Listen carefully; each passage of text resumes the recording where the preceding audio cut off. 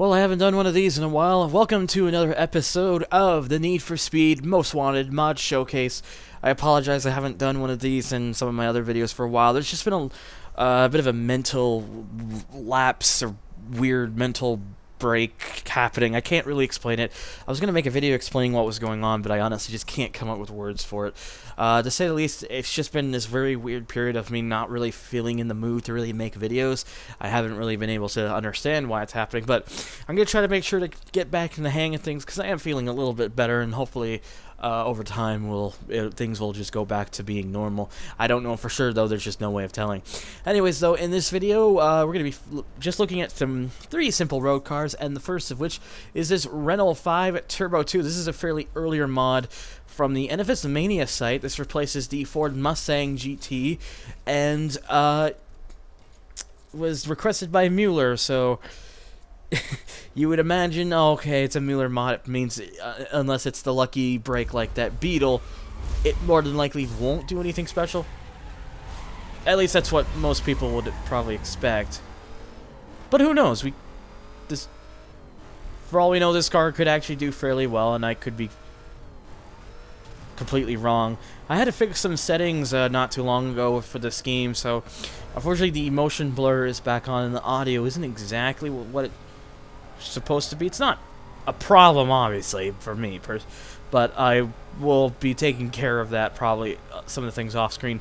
The motion blur I probably won't bother, because I've tried to purposely leave it off so many times, and it just finds the way to turn itself back on. So I'd rather just not put myself through all that hassle right now and whatnot. I just want to, be able to get this working. I had this very interesting glitch with the Renault 5 Turbo. I used to have this little thing called the Big N2O mod, which I got from one of another car mod, which I'll show off if it does end up being part of the next randomized list of 3.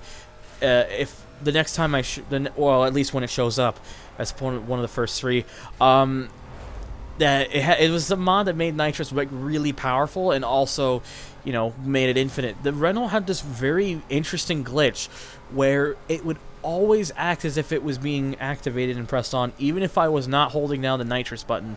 I took it out just to see if it was purposely done by the modder, or if it was just a case of that quote-unquote mod, and it seems like it was mod related, because now we actually are driving this thing, and it's driving the way it should be. So it's a good thing that I tested that just to make sure, and as well, you can see it's just driving around perfectly fine. No infinite nitrous, no nothing. It actually, just to be perfectly honest, this car drives fairly decent. It's decent handling, good speed. For all I know, this probably may just drive like the Mustang it replaces.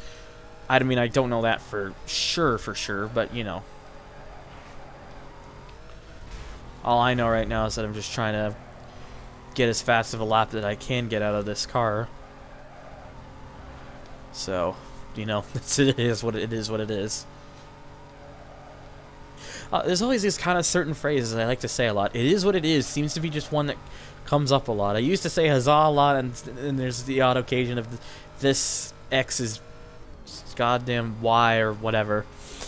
There's all these weird things I just say, and from time to time it just sticks in my head. Like, I used to say things like pork chop a lot and popcorn a lot. Now it's potato. I don't know. It's very weird that I always have these kind of weird thoughts. But yeah, anyways, I guess more importantly about the car, as you can see, the speed's pretty decent. It's not too spectacular, but it does get the job done, and it's at least quick enough, and the handling's pretty solid. It's got some decent grip and everything, so it can definitely take itself around the corners, not massively understeering into anything. So it's definitely a good step in the right direction. But anyways, we're just gonna try to do as much as I can to make this last lap the best of the last lap. The best of the last lap. What does that even mean? Make this last lap the best of this car is what I should be saying. But whatever, my English is still very bad, because English is hard. You wouldn't think that, but it is. Or at least that's the running gag in my server.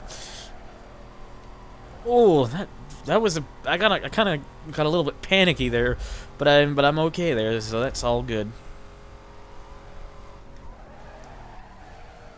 And bam, there we go.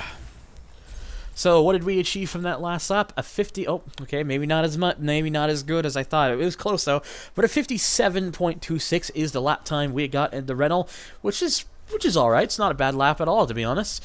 I will definitely take that. Anyways, next up we go from a Renault 5 Turbo. I believe this was requested by. I already said it was requested by Miller. Actually, never mind.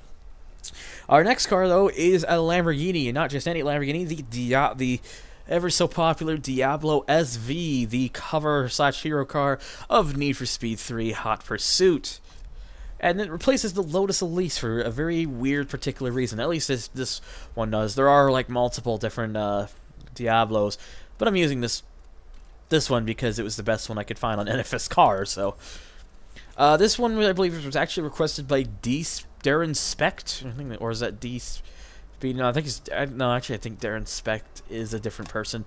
I think I believe this also was technically also in a way requested by Q. There's a very interesting thing about this car.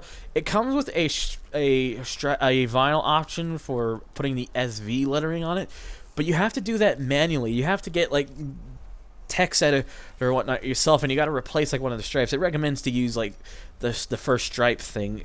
So you know you can get your car to have that iconic SV lettering, but why the modder just couldn't do that himself and just provide it? Like why it basically had to be done by you? I don't know. It's kind of strange that the person just couldn't go through the effort of just giving you a vinyl thing that already had that done for you. But I guess maybe it was just a case of because if you use the SV the SV was designed to replace like an actual like vinyl thing rather than one of the unique things, because as you can see, the SV is actually paintable. But nevertheless.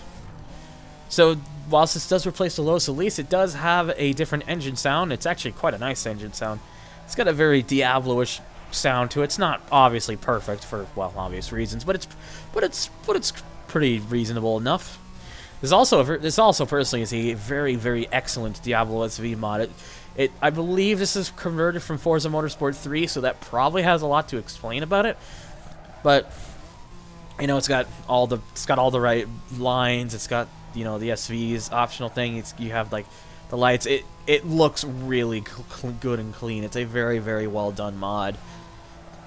And I believe this is from 2010. So I mean, by 2010 and whatnot, some of these mods that we were seeing for Most Wanted after a couple years, it really started to take off with just how good some of these look. So the work that has gone to some of these is just absolutely spectacular, and the Diablo SV is very notable proof of that.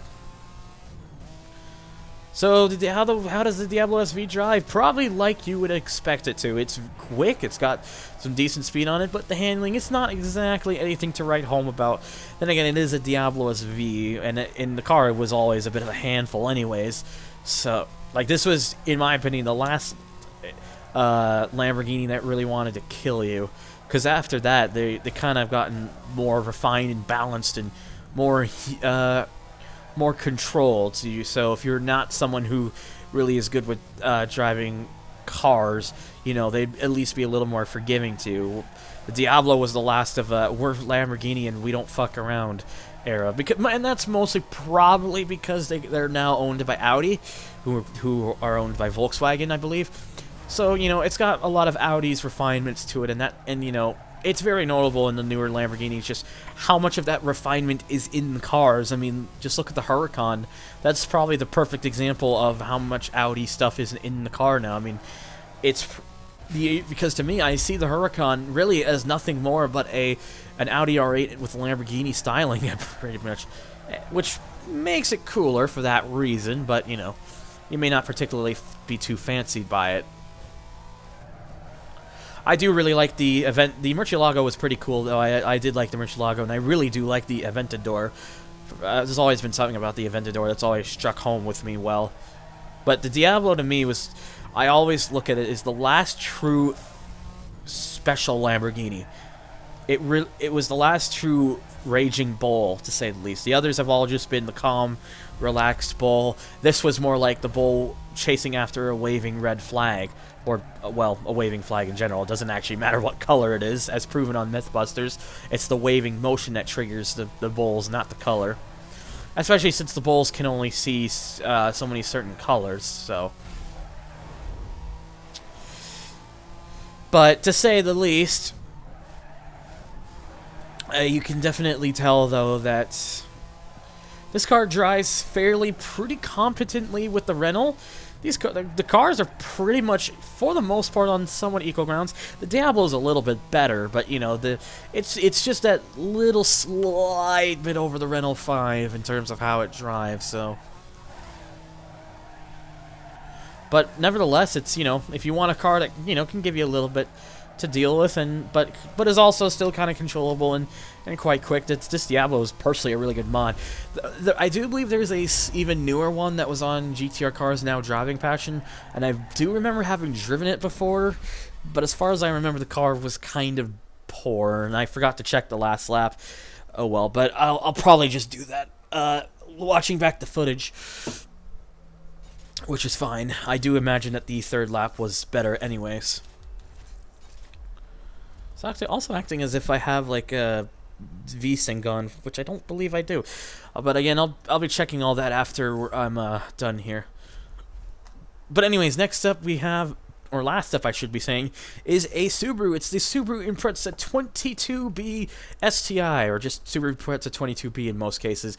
This is, I don't know why it replaces the Mercedes CLK 500, which is a bit of an alarm because, you know, usually they don't. Most CLK 500 replacements don't usually do particularly well, but who knows, maybe the Impreza here will do good. Who was this requested by? Me. I requested it. I love the Impreza 22B. It is my all-time favorite variant of the Impreza, so I had, and once I had found out that a mod of it exists, I had to put it in, just because that's just how much I enjoy the car. Doesn't have a blue already put on it, so I just got to do that.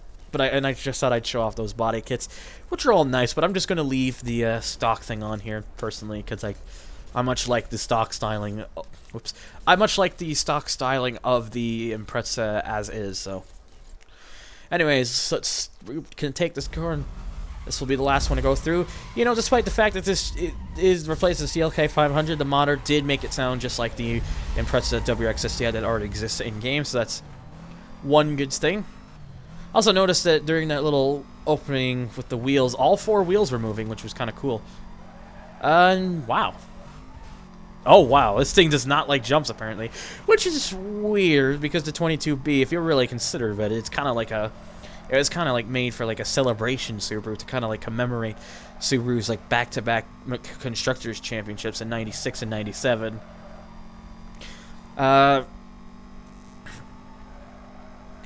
Top end wise, it's a little on the short side at 197, but it's not too bad. The handling is actually very interesting. It's got this like gradual, sudden more and more grip, and it actually, and to be perfectly fair, it actually does handle very well. It's a very good handling car.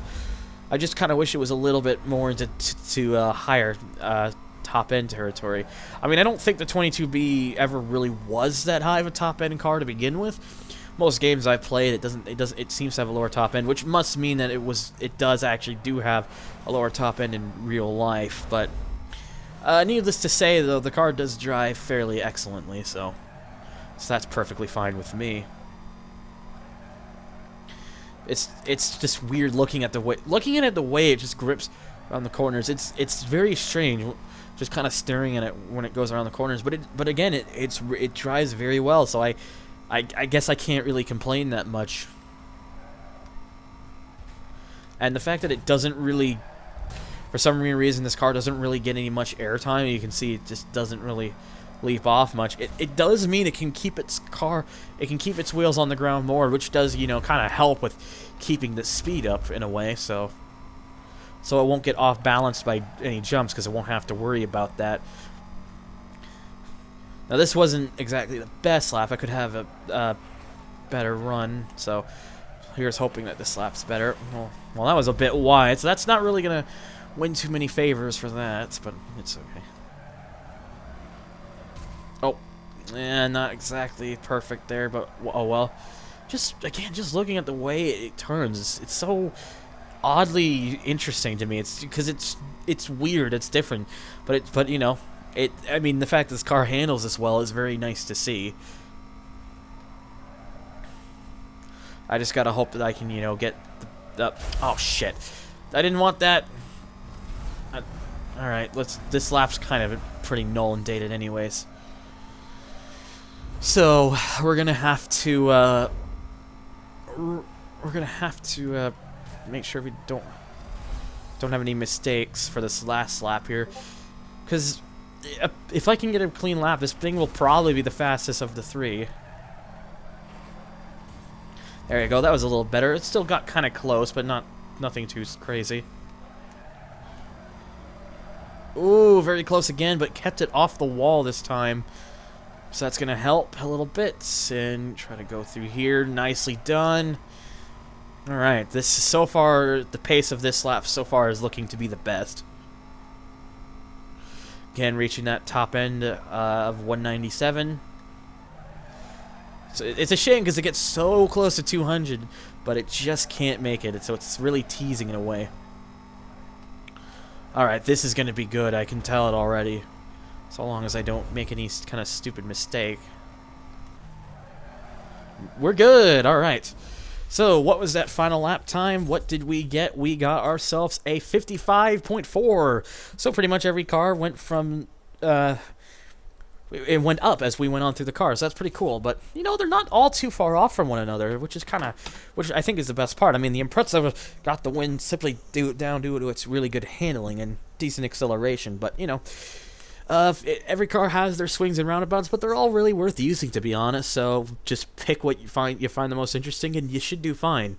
Anyways, over to the leaderboard. So over now onto the leaderboard, and of course, the fastest car today is the Subaru Impreza 22B STI, going into 69th place, hahaha, with a time of 55.4 seconds. Interestingly enough, though, because it replaces the Mercedes-Benz CLK 500, as far as I'm aware, that makes it the fastest CLK 500 mod we've had so far, which is nice, because usually CLK 500 mods don't usually do all too well, and this finally kind of broke that trend, so that's nice to see. It just beats out the likes of the Gallardo Super Trofeo, the Corvette, and the Toyota Yaris. It's just a little bit off, though, of the 911 GT2 and the Ford GT. Further down into 89th place, I was able to determine the final lap time for the Diablo, and it was actually, in fact, the fastest. A 56.49 seconds puts it into 89th place, just edging out the likes of the M1 Pro Car, Colin McRae Motorsports Escort, and the Alfa Romeo 4C. Just a little bit off, though, on the Mazda RX-7 and the Hyundai Veloster Turbo. This was requested by Darren, Specht, and Q96. Finally, we have down in 101st place the Renault 5 Turbo 2 with a 57.26 requested by Mueller. Just a little bit off of another car he requested, the Lancia Stratos HF, as well as the E36 BMW M3 and Dodge Viper, but it edges out the likes of the Evo 8, Renault Clio V6, so it is a slightly better Renault, and the Ascari KZ1. So that's going to do it for today's episode, guys. As always, you can follow, if you want to follow me on Twitch, on Twitter, donate to Patreon, or join my forum boards. All the links for that are in the description box down below. So thank you guys very much for watching, and take care.